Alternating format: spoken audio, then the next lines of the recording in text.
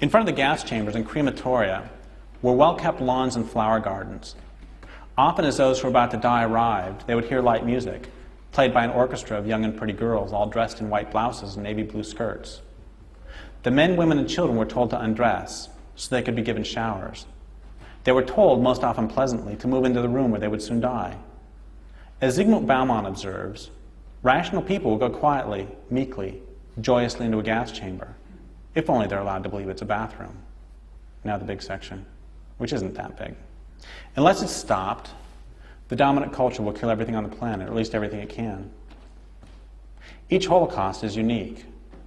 The destruction of European Jewry didn't look like the destruction of the American Indians. It couldn't, because the technologies involved weren't the same, the targets weren't the same, and the perpetrators weren't the same. They shared motivations in certain aspects of their socialization, to be sure, but they weren't the same. Similarly, the slaughter of Armenians and Kurds by Turks didn't and doesn't look like the slaughter of Vietnamese by Americans. And just as similarly, the Holocaust of the 21st century won't, and do not already, look like the Great Holocaust of the 20th. They can't, because society has progressed. And every Holocaust looks different depending on the class to which the observer belongs. The capital H Holocaust looked far different to high-ranking Nazi officials and to executives of large corporations, both of whose primary social concerns would have been how to maximize production and control, that is, how to most effectively exploit human and non-human resources, than it did to good Germans. The Holocaust looked different to good Germans than it did to those who resisted, whose main concerns may have been how to bring down the system. And it looked different to those who resisted than it did to those who were considered Untermenschen, whose main concerns may have been staying alive, or failing that, dying with dignity. Manifest destiny looked different to Indians than it did to J.P. Morgan. American slavery looked different to slaves than it did to those whose comforts and elegancies were based on slavery. What will the Great Holocaust of the 21st century look like? It depends on where you stand. Look around. If you're in Group 1, your postmodern Holocaust will be at most barely visible and at least a price you're willing to pay, as Madame Albright said about killing Iraqi children. The Holocaust will probably share similarities with other Holocausts as you attempt to maximize production, and as when necessary, you attempt to eradicate dissent. This means the Holocaust will look like a booming economy beset by shifting problems that somehow always keep you from ever reaching the promised land. The Holocaust will look like numbers on ledgers. It'll look like technical problems to be solved, whether those problems are increasing your access to necessary resources, dealing with global warming, calming unrest on the streets, or figuring out what to do about too many unproductive people on land you know you could put to better use. The Holocaust will look like houses with gates, limousines with bulletproof glass, and a military budget that could never stop increasing. It'll feel like economics. It'll feel like progress. It'll feel like technological innovation. It'll feel like civilization. It'll feel like the way things are. If you're in the second group, you'll continue to be co-opted into supporting a system that doesn't serve you well. Perhaps the Holocaust will look like a new car. Perhaps it'll look like eating a bar of chocolate. I believe that 60% of the chocolate in the world is tainted by slavery. I think it's 60%. Perhaps it'll look like lending your talents to a major corporation, or more broadly toward economic production, so you can make a better life for your children.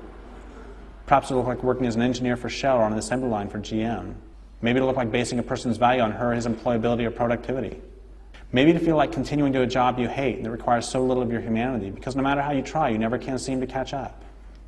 If you're in the subsection of the third group who might someday resist but don't know where to put your rage, the Holocaust might look like armed robbery, auto theft, assault. It might look like joining a gang. It might look like needle tracks down the insides of your arms might smell like the bitter, vinegary stench of tar heroin. Or maybe it smells minty strong like menthol, like the sweet smell of crack brought into your neighborhood at the behest of the CIA. Or maybe not. Maybe it's the unmistakable smell of the inside of a cop car and a vision through that rear window of a little girl eating an ice cream cone, with the knowledge that never in your life will you see that side again. Maybe it looks like Pelican Bay or Marion or San Quentin or Leavenworth, or maybe it feels like a bullet in the back of the head and leaves you lying on the streets in New York City, Cincinnati, Seattle, Oakland, LA, Atlanta, Baltimore, DC.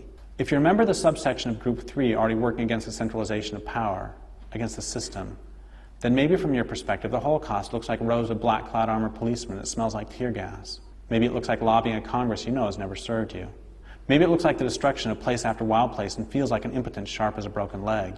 Maybe it looks like staring down the barrel of an American-made gun in the hands of a Colombian man wearing American-made camel fatigues, knowing that your life is over. For those of the fourth class, the simply extra, maybe it looks like the view from just outside the chain-link fence surrounding a chemical refinery. Maybe it smells like Cancer Alley.